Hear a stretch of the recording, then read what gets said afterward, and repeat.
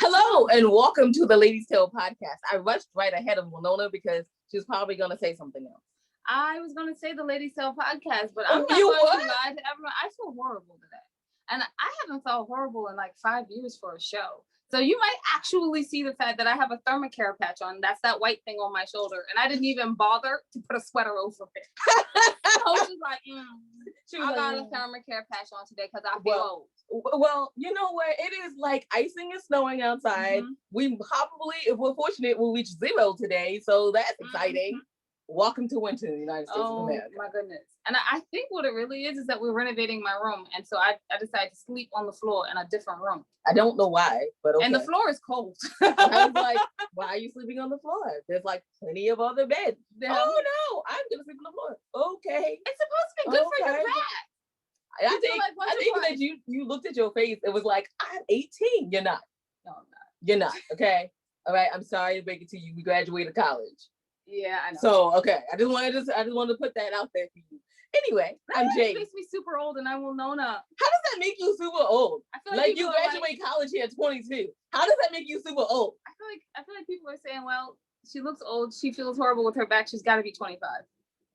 And that makes you super old? How? Oh my goodness! This is at the 30. Let's move on. Oh my Lord. I can't do it with you today, Winona. I can't look close to 30. That's ridiculous. You don't look close. Oh, I can't. Moving on. We have my head hurt otherwise already. known as Literary Life Guides with Pop Poetry. Ow, I think I'm getting a migraine from Winona.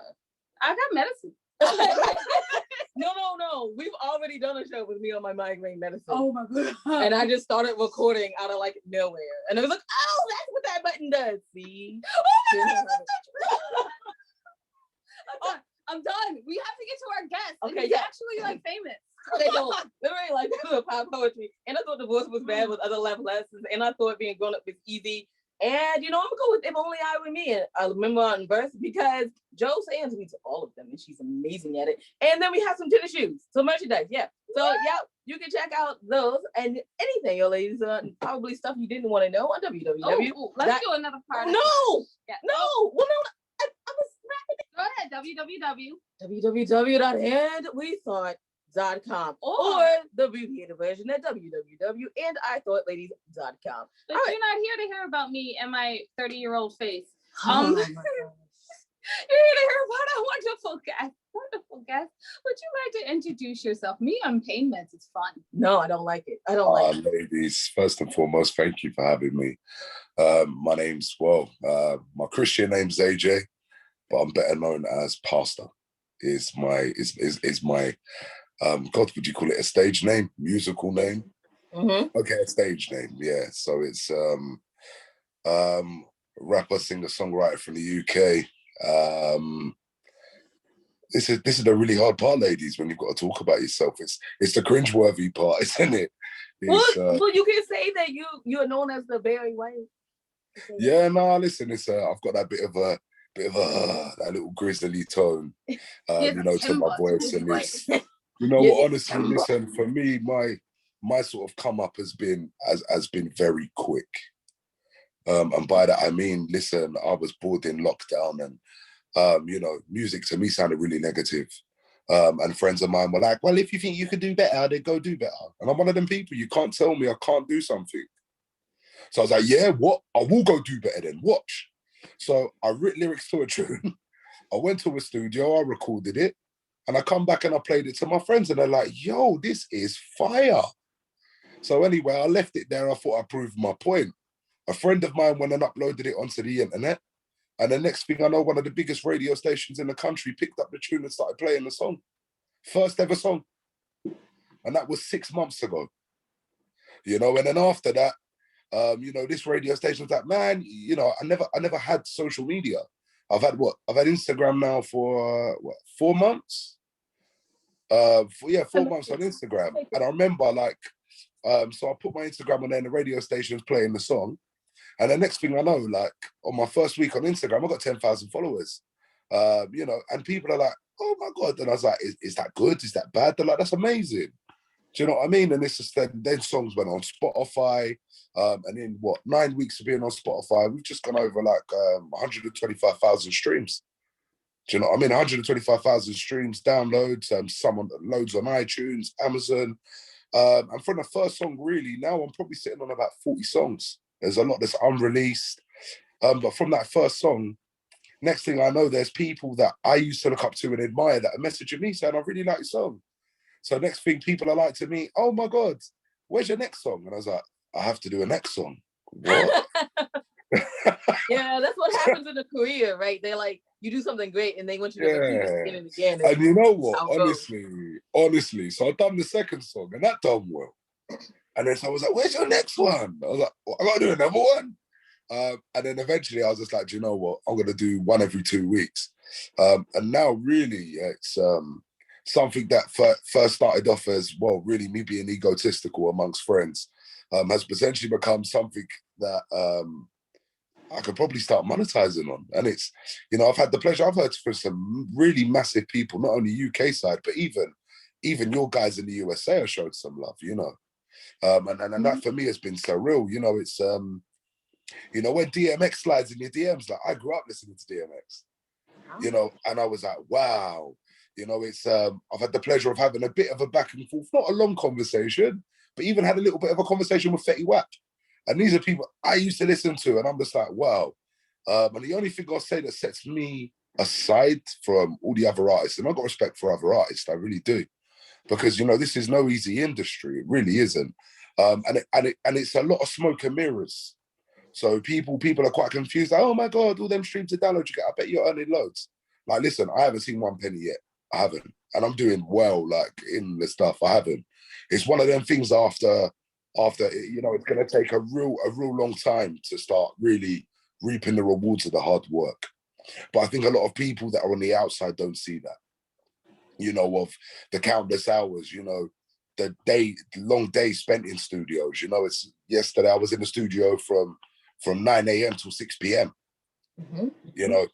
Putting tunes together, working on beats and packaging up stuff right. But it's gone mad in a very, very crazy way. And it's just, I think more than anything with it, I'm sort of at the point now, I'm starting to realize actually how naive I was.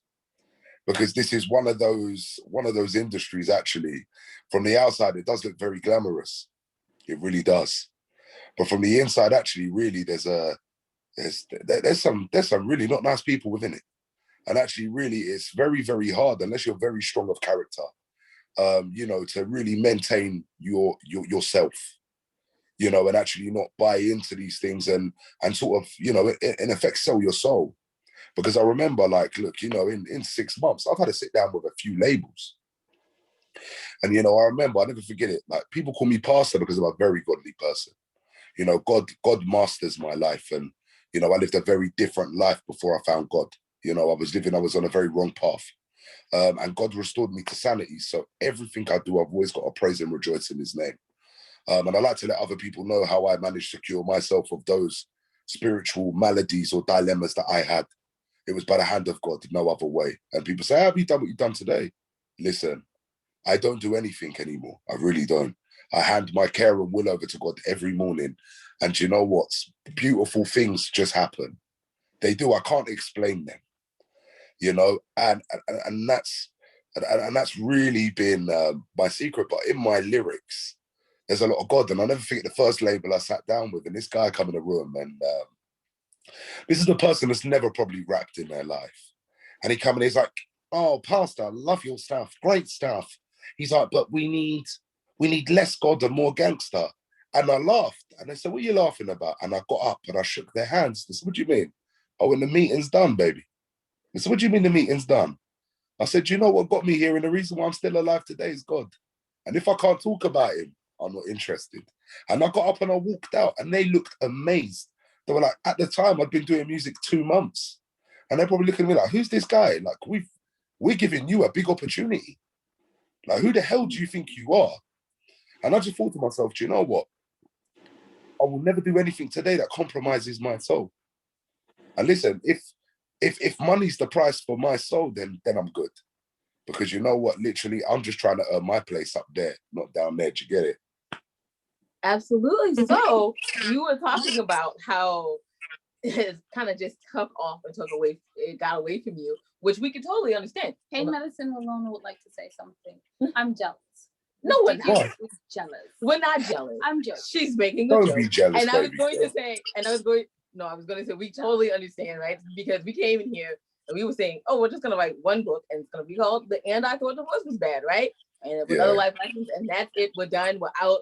And then someone looked at us and said, no, it was going to be like a series. And we like, you're funny. 17 books later. Wow, 17 books, sisters. 17 well, you books. know what? Listen, I have a bit of a rebuttal for the beautiful lady on the right hand side now, because you know what? Listen, I am single. So listen, at the end of the day, darling, you're very lovely. We can share the success, baby. It could be hours. It could be hours. It could be hours. Any woman that can wear a bow like that, well, listen, you know, I'm done. Just choose the island in the cornbread again. I think he's just like, I want some United States. But can you make cornbread though? Can you make cornbread? Oh yeah. Cornbread. Okay, I mean, isn't it like well, listen, I only have 3 very serious dating questions, and if they say yes, then they're guaranteed at least a date. It's do you like chicken? Can you twerk? And can you make cornbread? Those are my questions. Is a no. We write. We don't dance. We write. No. like no. You can't even dancing when you have so much to like look at and think to yourself, this will fit really good in one of the life lessons I have learned. Yeah. No. We do go out. Occasionally we see other people twerk. And then we write about it. Well, this was very enlightening. Thank you. So let's talk about you started to write lyrics. Oh. Have you always see? Well, no, you did too much, didn't you? You did too much. You went through your. Sorry. Anyway, so you're right, and so we on our show we always try to get songwriters to say that something that's like poetry has inspired them to write, so we can seem cooler than we are. Okay. Do you use like writing schematics or poetry based anything to make lyrics? I think, to be quite honest with you, ladies, unfortunately, I grew up in quite a volatile domestic situation growing up. Mm-hmm. So for me, books were my escape. Mm-hmm. And when I was reading, you know, I had such a good imagination. I technically wasn't in the house, and everything that was going on around me, I was in that book. And you know, I was having those adventures with Moby Dick, and I was at Hogwarts with Harry Potter, and you know, I was in these places, and I was with James in the Giant Peach, you know. So for me, I've always had this thirst for knowledge, and my granddad was a really instrumental part of my life. My granddad was from Grenada, and he come over to England in the 1950s, and you know, it was very, very hard for Black people when they first come to the UK. And you know, my granddad always drummed into me from a very young age that knowledge is power.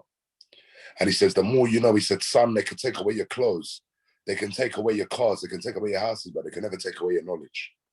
So for me, I've always been reading and trying to find stuff. So I've always been quite a keen historian. So, you know, it's, you know, reading about the, reading about the civil rights movement. I'm reading about, you know, the Roman Empire, Genghis Khan. I'm reading about, you know, the 12 tribes of Israel, you know, and stuff like that, and educating myself, because, you know, you never really know your future until you know your past, you understand it. And knowledge is what's going to avail me.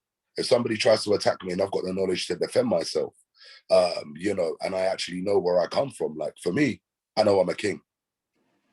You know, I know I'm a king. You know, I'm from the tribe of Judah. You know, I'm more than aware of where I come from and where my ancestry comes from as well. And I think that's been an integral part in my penship, you know, because a lot of that does come out, and I just feel like I may have never physically put pen to paper to write until 6 months ago, but I was always doing the foundation work to be able to write so eloquently. And it's just literally, so that's probably my answer to that question, really. It's no poetry. We'll take it though. We'll take it. No poetry. No poetry. The poetry is a new thing as well. And it's just, I've got 3 people I write to when I write. So I write to God, I write to my grandfather, or I write to myself. And I think if one of those three people like it, I'm okay with that. Absolutely. Because you know what? I just think so many people are just like, so many people have the dilemma where they want everybody to like stuff. And I'm okay, not everybody's gonna like what I do. And you know what? Stuff that I talk about is quite controversial. It's different. And actually a lot of my stuff is positive. And there's a lot of negativity out there. Now for me is, you know what? I think you become what you practice. And for me, I've always had a very, very positive outlook on life. Do you know what I mean? And not really much beats me up. Like, you know what I mean? Like if I'm going through a hard time, I'm just like, oh, okay, like listen, this is an opportunity for learning. And if I feel pain, I'm like, this isn't pain. These are growing pains. I'm growing spiritually. So I can never be sad about that. And it's before my journey in faith is I used to pray to God. I used to pray to God to change situations for me. But now I pray to him to change me for situations, because I can only be in charge of what I do. I can't be in charge of what you do, what she do, what he do, what that one does. Listen, go about your business. Do what you got to do, baby. I'm doing me. You know. And obviously, you know, it's working out for you. So where can people hear some of your songs? What are some of the titles? Where can they hear them? Yeah, so listen, it's Pastor is spelled P with the @ STOR. We're on Spotify, iTunes, Amazon, Apple Music, all of those sort of places. There's a lot of stuff being held back. My management are letting stuff out in drips and drabs. And for me, honestly, Joe Sands has heard everything, you know. And you girls, I'll share you some of the newer stuff. But you know what? Honestly, for me, it's just I just want to get it out of the show. I'm like, oh my God, I just want to get it out. And they're like, no. So it's learning the game of patience. You do have to build that like anticipation and excitement. I mean, even for people out there that write books, right? Let's talk about how you for months talk about your new book that's coming out, right? You have to market it. And so people are ready to read it. They're like, where is it? Like, I'm trying to read it. Yeah. I mean, how many series have I got sucked into that way? And then you're mad, right? Because the last book isn't done and you're like, when is this last book gonna be available? Right? It also applies to music because there was just an announcement yesterday about this odd collaboration for a song, and I already know I'm gonna go get that song. Right. And they're like, it's gonna be months. I don't care. I'll be waiting. Yeah. I put that on my calendar. Like, remember to check back to see if that song has dropped. So I've started writing a book. I've actually started writing a book. Oh, fabulous. And really, I'm so excited. So you have no website, or can they just follow? No, I don't know. Listen, I'm on Instagram. The Instagram is @Pastor. So it's PASTOR AJAY 100. Fabulous. And yeah, everyone go check out his music. Check out all the great things that he's doing. I hear it's insanely inspirational. I hear that it's great. Yeah, no, honestly, writing is, do you know what? Reading, I thought I enjoyed reading, but writing, I'm actually really enjoying it. And for me, you know what? I'm having fun with it.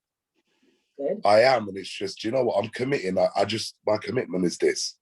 I write 1 page a day and I walk away. I don't know how you do it. That's amazing. That's amazing. 1 page a day and I walk away. Wow, that's amazing. Yeah, that's amazing. So, all right, everyone, check out at least like his 1 page a day. He might share it on Instagram, so check him out. And I guess I'll wrap us up, right?